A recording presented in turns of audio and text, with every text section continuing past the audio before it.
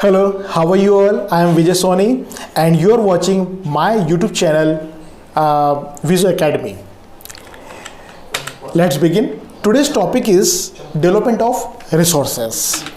देखिए, development of resources topic हमने class 10th CBSE के SST ज्योग्राफी से लिया है, जिसका नाम है रिसोर्स एंड डेवलपमेंट। ये चैप्टर 1 है और इसका हम आज पार्ट 3 एक्सप्लेन कर रहे हैं। देखिए, रिसोर्स डेवलपमेंट ऑफ रिसोर्सेज। आज हम डेवलपमेंट ऑफ रिसोर्सेज के बारे में पढ़ेंगे और उसके बाद हम रियो दे जेनेरो अर्थ समिट 1992 और एजेंडा 21 के बारे में स्टडी करेंगे। तो शुरुआत करते हैं।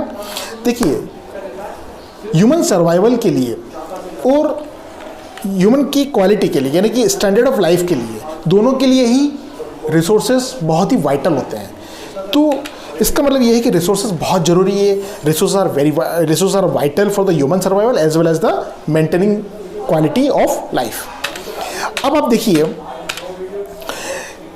ऐसा होते हुए भी लोग रिसोर्सेज को फ्री गिफ्ट समझ लेते हैं।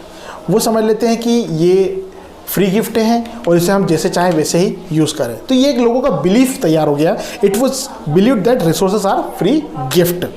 ठीक है, इसी चीज़ को ध्यान में रखते हुए लोगों ने रिसोर्सेज को इनडिस्क्रिमिनेटली वेस्ट करना शुरू कर दिया। यानी कि वो यूज़ तो कर रहे हैं पर इनडिस्क्रिमिनेटली यूज़ कर रहे हैं, यानी कि जितनी ज़रूरत है ज़रूरत से ज़्यादा यूज़ कर रहे हैं और इसकी वजह से अभी कुछ मेजर प्रॉब्लम्स क्रिएट हो गई है। वो मेजर प्रॉब्लम्स क्या हैं ये आप देखिए। देखिए, depletion of resource. Depletion of resource का मतलब रिसोर्सेज धीरे धीरे ख़त्म होने शुरू हो गए हैं। लेकिन अगर हम दूसरी तरफ देखें तो वही रिसोर्सेज कुछ लोगों के हाथ में ज़रूरत से ज़्यादा आ गए हैं और वो उसको वेस्ट भी कर रहे हैं। ये एक बहुत बड़ी परेशानी सोसाइटी में क्रिएट हो गई है। देखिए, कुछ लोगों के हाथ में ही रिसोर्सेज होने की वजह से आज सोसाइटी के दो हिस्से बन गए हैं। एक हिस्सा बहुत अमीर हो गया है और दूसरा हिस्सा बहुत गरीब हो गया है, यानी कि सोसाइटी में डिवीज़न हो गया है। तो दो सेगमेंट हो गए हैं। इनडिस्क्रिमिनेट एक्सप्लॉयटेशन ऑफ रिसोर्सेज की वजह से एक प्रॉब्लम क्रिएट हो गई है। आप समझ रहे हैं, अगर गलत तरीके से रिसोर्सेज का यूज़ किया जाता है या इक्विटेबल डिस्ट्रीब्यूशन अगर सोसाइटी में नहीं होता है रिसोर्सेज का, तो सोसाइटी में प्रॉब्लम क्रिएट हो जाती है और वो हो भी गई है, और वो है global ecological crisis. Global ecological crisis क्या होता है? वो है जैसे कि ग्लोबल वार्मिंग, जैसे कि ओजोन लेयर डिप्लीशन, जैसे कि इन्वायरमेंटल पॉल्यूशन और लैंड डिग्रेडेशन। ये प्रॉब्लम्स हमारी सोसाइटी में क्रिएट हो गई है केवल किस वजह से? इनडिस्क्रिमिनेट एक्सप्लॉयटेशन ऑफ रिसोर्सेज की वजह से। अब आप देखिए, हमें सोचने की ज़रूरत है, क्योंकि ऐसी स्थिति में हमें सोचना पड़ेगा सबसे पहले कि रिसोर्सेज को बराबर इक्वली डिस्ट्रीब्यूट किया जाए। दूसरा, हमें यह भी देखना पड़ेगा कि यदि अगर यही रिसोर्सेज कुछ लोगों के हाथ में ही रहें या इक्विटेबल डिस्ट्रीब्यूशन नहीं हुआ तो हमारा प्लेनेट एक डेंजर कंडीशन में चला जाएगा और इसे फिर रोकना बहुत मुश्किल हो जाएगा। इसके बाद आप देखिए कि अगर ऐसी स्थिति बनती है या बनने से पहले ही हमें एक रिसोर्स प्लानिंग तैयार कर लेना चाहिए। यानी कि रिसोर्स प्लानिंग अगर हम करेंगे, क्यों रिसोर्स प्लानिंग बहुत एसेंशियल है, क्यों है? क्योंकि हम चाहते हैं कि हमारा प्लेनेट डेंजर कंडीशन में ना जाए। ठीक है, तो रिसोर्स की प्लानिंग करना यानी कि क्यों करना? ताकि हम सस्टेनेबल डेवलपमेंट कर सकें, हम सस्टेन कर सकें, हम कंटिन्यूसली डेवलप हो सकें। ये इसलिए हम चाहते हैं कि रिसोर्स प्लानिंग होना चाहिए। तो अब आपको यहाँ पे ये समझना है कि सस्टेनेबल डेवलपमेंट क्या होता है। तो सस्टेनेबल डेवलपमेंट का मतलब यहाँ पे आप समझिएगा, इसके लिए दो कंडीशन आपको समझनी पड़ेगी। अगर ये दोनों कंडीशन फुलफिल होती है तो हम समझेंगे कि सस्टेनेबल डेवलपमेंट हो रहा है, और अगर वो कंडीशन नहीं हो रही है इसका मतलब हम समझेंगे कि सस्टेनेबल डेवलपमेंट नहीं हो रहा है। तो पहली कंडीशन ये है कि हम जो भी डेवलपमेंट करें उसमें एनवायरनमेंट को डैमेज ना करें, यानी कि बिना एनवायरनमेंट को डैमेज करें अगर हम कोई डेवलपमेंट का काम करते हैं तो एक कंडीशन ये हो गई। और दूसरी कंडीशन होती है, हम जो भी डेवलपमेंट करें उसमें हमारी सोच में फ्यूचर जनरेशन भी होना चाहिए, क्योंकि फ्यूचर जनरेशन के लिए हमें कोई भी कॉम्प्रोमाइज़ नहीं करना है। हम नहीं चाहते कि फ्यूचर जनरेशन को कोई परेशानी हो हमारे आज के डेवलपमेंट से। तो ये दो कंडीशन अगर फुलफिल करते हैं तो हम कहेंगे कि this is the sustainable development.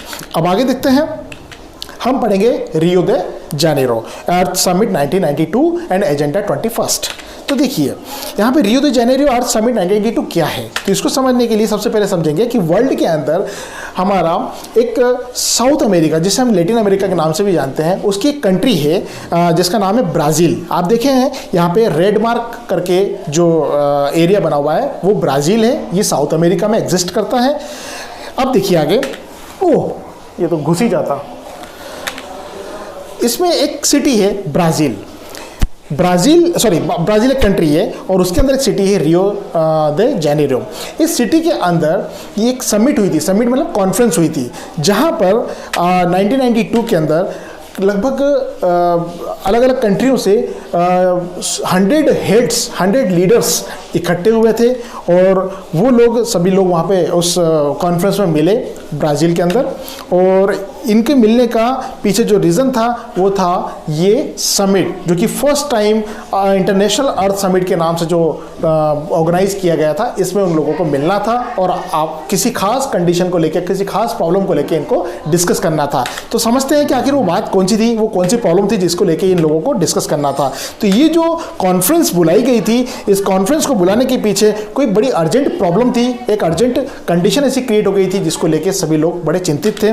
तो वो देखिए आप, पहली प्रॉब्लम थी एनवायरमेंटल प्रोटेक्शन। सबसे पहले सभी पूरे विश्व के लोगों को ये चिंता थी कि किस तरह से हम अपने एनवायरमेंट को प्रोटेक्ट करें, और दूसरी चिंता ये थी कि हम किस तरह से सोशियो इकोनॉमिक डेवलपमेंट कर सकें। तो सोशियो इकोनॉमिक डेवलपमेंट वो भी एट ए ग्लोबल लेवल। तो ये दो कंडीशन, दो परेशानी, दो प्रॉब्लम ऐसी थी जिसको लेकर ये सभी पूरे देश के लोग एक जगह पे इकट्ठे होकर और मिलते हैं और उसके ऊपर डिस्कस करते हैं और फिर सभी लोग उसके ऊपर साइन भी करते हैं और लोगों को फॉलो करने के लिए भी बोलते हैं। तो यहाँ पर हम समझेंगे कि सभी लीडरों ने ये चीज़ एक्सेप्ट करी वहाँ पर कि हमें ग्लोबल फॉरेस्ट प्रिंसिपल तैयार करना चाहिए।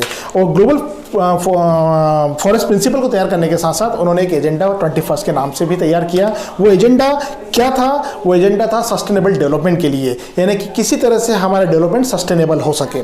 इसलिए ये दो चीज़ों को एक्सेप्ट किया गया और एडॉप्ट किया गया। अब ये इसलिए किया गया था ताकि 21st सेंचुरी को हम एक नया रूप दे सकें।